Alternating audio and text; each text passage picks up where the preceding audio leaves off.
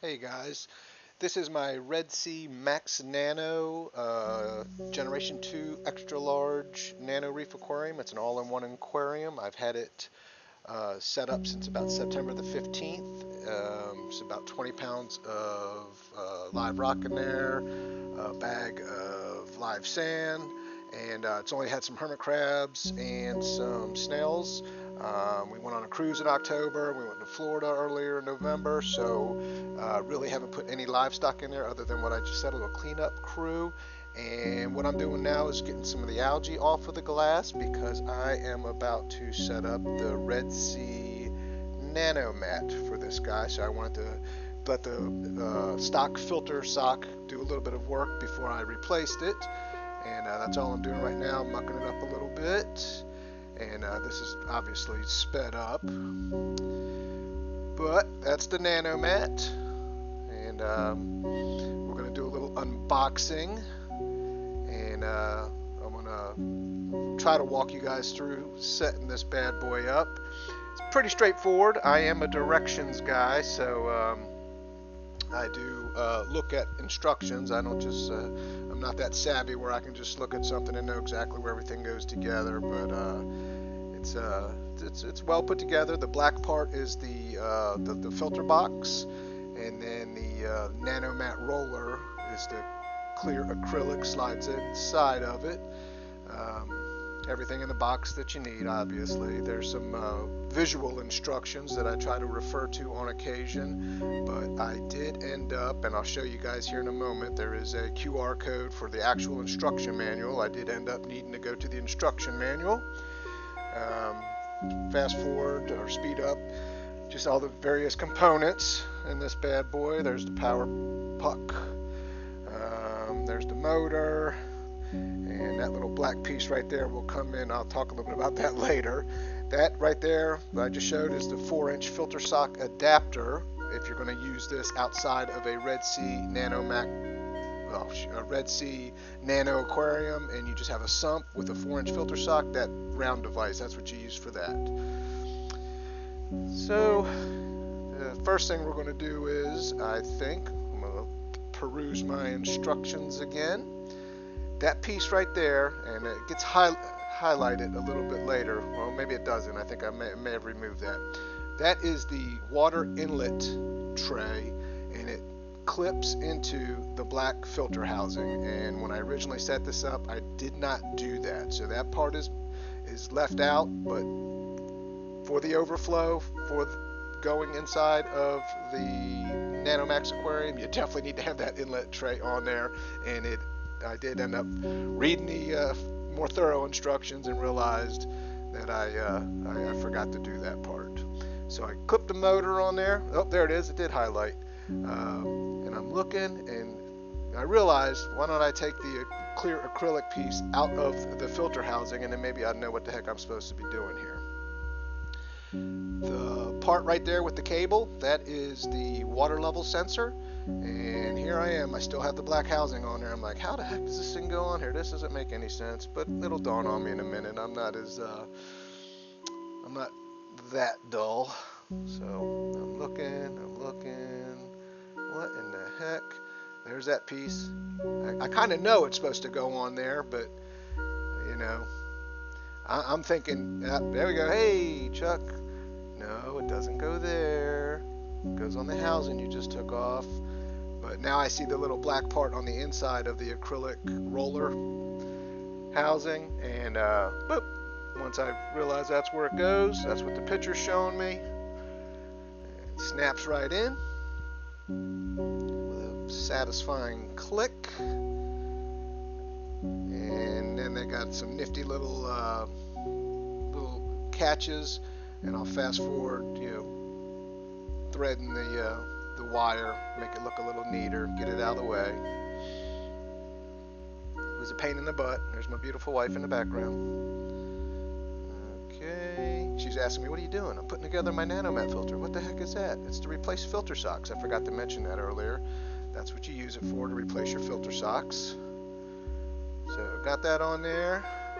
Now I'm gonna struggle with getting the wrapper off of the fleece roller. That is the roll of fleece.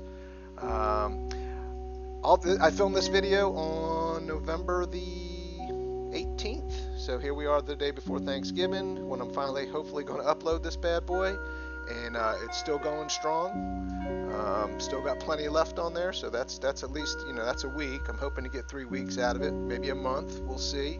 I'll update you guys on a later date how much I get out of there, and obviously that's all depending on stocking. That's, you know, if I were to have cleaned the algae off of the glass with this thing on there, I'm sure it would have used a lot of roller to compensate for all the debris that was floating around in the water.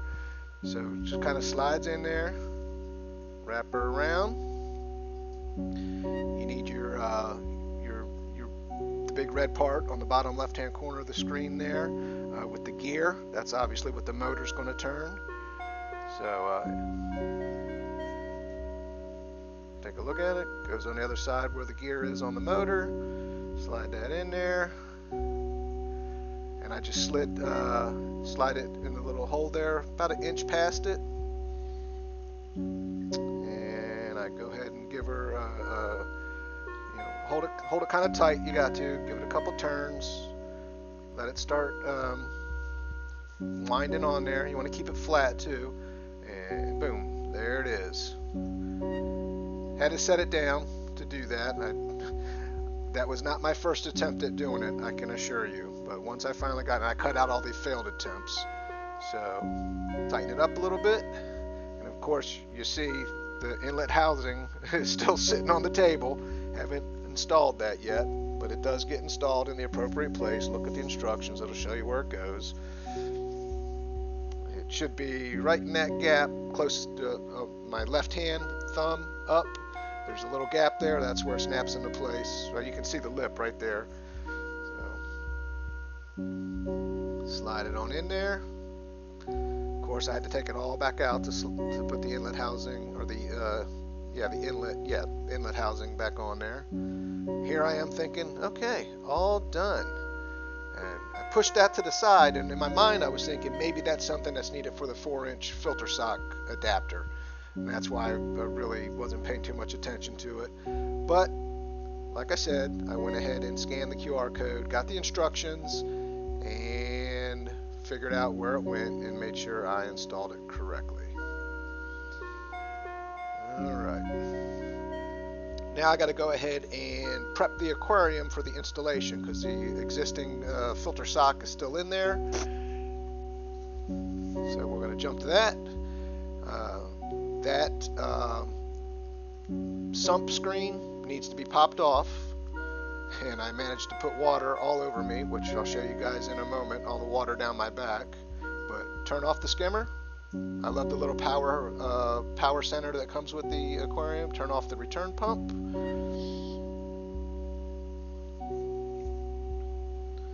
And there's the filter sock and the little filter sock frame that it sits in. Well, I haven't pulled it out yet. So I popped off the sump cover. I popped off the strainer for the inlet, the screen, and there you go. There's the filter sock and the filter sock black housing. And the filter sock does a good job. Now, what I learned from the Red Sea Facebook group is people who have installed these, if they left the carbon bag or whatever media bag in there, it restricted the flow too much and you kept getting a high water level. So like I said, the aquarium's already 2 months old. The carbon's supposed to be replaced after 2 months, so I went ahead and took the whole bag out. I will eventually try to put half in. That's what everybody says. Take out half of it and it works just fine. So now it slides right in, and I take a minute to make sure it's in there nice and... Take a minute and make sure it's nice and snug is what I was trying to say. My audio messed up on me again. Hopefully that doesn't happen anymore. And I think I was saying that I did get the inlet adapter that's installed. So I did look at the instructions. Had to go ahead and put that on. I needed 2 hands, and you can see where when I was taking the sump cover off, I managed to fin it through the water and splash the whole side of me. So that's why I'm soaking wet in my sleeve and on the side of my shirt.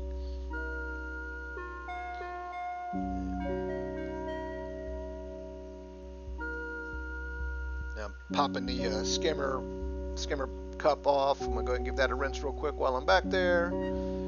Got that done. And here in a second, we're gonna go ahead and put some power on that bad boy. See how she fires up. And that's what we're doing now.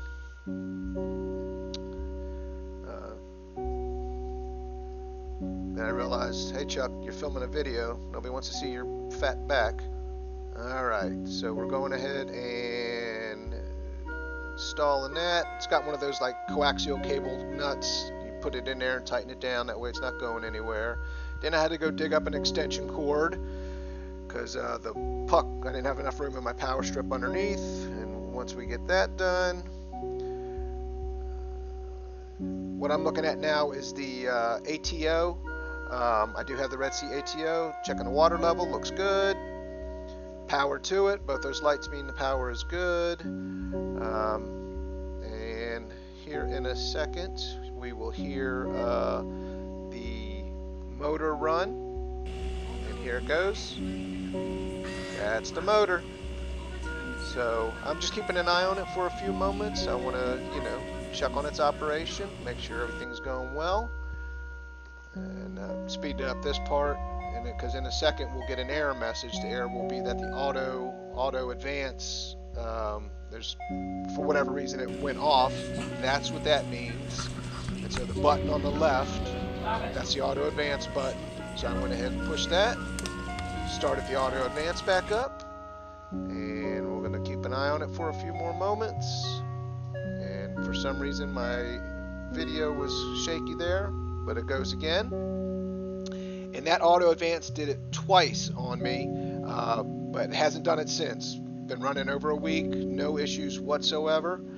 And here in a minute we're going to look at the Reef Beat app on my phone, Red Sea Reef Beat app, and you'll see that the water level is where it's supposed to be on the auto top-off sensor.